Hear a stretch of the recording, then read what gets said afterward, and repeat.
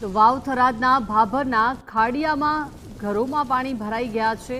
નગરપાલિકા નજીક આવેલા ખાડિયા વિસ્તારમાં આ પાણીનો ભરાવો થઈ ગયો છે। ઘરોમાં પાણી ઘૂસી જતા સ્થાનિક લોકોને હાલાકીનો સામનો કરવાનો વારો આવ્યો છે। લોકોની ઘરવખરીને વ્યાપક નુકસાન થઈ ગયું છે।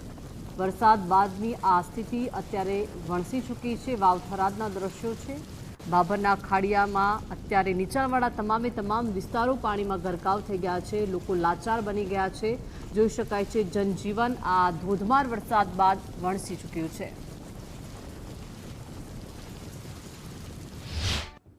વિસ્તાર નંબર 4 નંબર છે। ભાભર નગરપાલિકાની બાજુમાં છે ને પટલવાડીનું પાણી આવે છે ને આ વસ્તુ મારી બધું તણાઈને વાઘ થઈ ગઈ છે।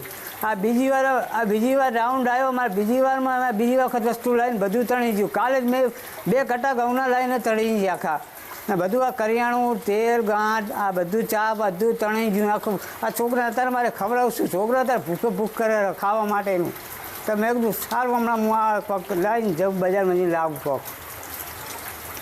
કેવી પરિસ્થિતિ તમારી છે? બાળકો કેટલા છે? બાળકો 3 બાળક છે। નગરપાલિકા વિસ્તારમાં જ્યારથી આ બગીચો અને દિવાલ બનાવી છે ત્યારથી લોકોના ઘરમાં પાણી ઘૂસવાની શરૂઆત થઈ છે। બાકી અત્યાર સુધી પટેલ બોર્ડિંગના રસ્તે આ બાજુ ક્યાંય પાણી નતા ભરાતા, પણ આ બગીચો બનાવવાથી અને દિવાલ બનાવવાથી બધું પાણી લોકોના ઘરમાં ઘૂસવાનું ચાલુ થયું છે અને અહીંયા વોર્ડ નંબર 4 માં બધાના ઘરમાં પાણી ઘૂસી ગયા છે। અત્યારે વાવ થરાદ જિલ્લાની અંદર મોડી રાતથી જે વરસાદ પડી રહ્યો છે તેને લઈ ભાભરમાં જળબંબાકારની પરિસ્થિતિ સર્જાઈ છે। ભાભરની અંદર 113 mm થી વધુ વરસાદ પડ્યો છે તેને લઈને અત્યારે ભાભરમાં પાણી જોવા મળી રહ્યું છે। જે ખાડિયા વિસ્તાર છે નગરપાલિકા બાજુના વિસ્તારમાં આવેલો છે, વોર્ડ નંબર 4 નો વિસ્તાર છે તેની અંદર પાણી ભરાય છે। ઘરોની અંદર પાણી ભરાય, કેટલાય ઘરોની અંદર પાણી ભરાયા છે। ત્યારે આપણે ગુજરાત ફર્સ્ટની ટીમ અત્યારે ભાભર શહેરની અંદર પહોંચી છે। જે માળીના ઘરમાં અત્યારે પાણી ભરાયું છે, માળી અત્યારે ખાટલા પર બેસી છે। માં શું કહેશો અત્યારે પાણી જે ભરાયું છે તમારા ઘરમાં? ઘરમાં પાણી ભરાઈ ગયું છે। હવે અમારે જાવું ક્યાં? વરસાદ મળે તો હોય ને કેવી ઘરે જાઉં વરસાદમાં? ઘરમાં થયું એવું છે એ કાઠું 3 વાગ્યાના અમે તો ઠરી હેલા પાણીમાં પડ્યા છે। હવે શું કરવું? અમારે કાંઈ પેટે નથી પૂછતું। કોઈ આવ્યું તો કોઈ તમારી મુલાકાત લેવા કોઈ અધિકારીઓ કે બધે અહીંયા નગરપાલિકા વાળા? કોઈ નથી આવ્યું। કોણ આવે?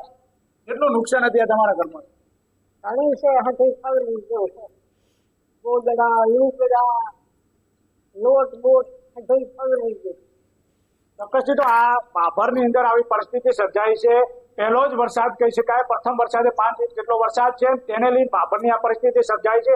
હજુ વરસાદ વરસી રહ્યો છે, જો વધુ વરસાદ પડશે તો ભાભરની પરિસ્થિતિ ગંભીર બની શકે છે। પરંતુ કંઈક ને કંઈક હજી નગરપાલિકાના સત્તાધીશો જે જાગ્યા નથી, જે ઘરોની અંદર પાણી ભરાઈ ગયા છે, જે અત્યારે વૃદ્ધ છે, જે ઉંમર લાયક છે તે અત્યારે આ રીતની પરિસ્થિતિ વેઠી રહ્યા છે, પરંતુ હજી સુધી સત્તાધીશો જાગ્યા નથી।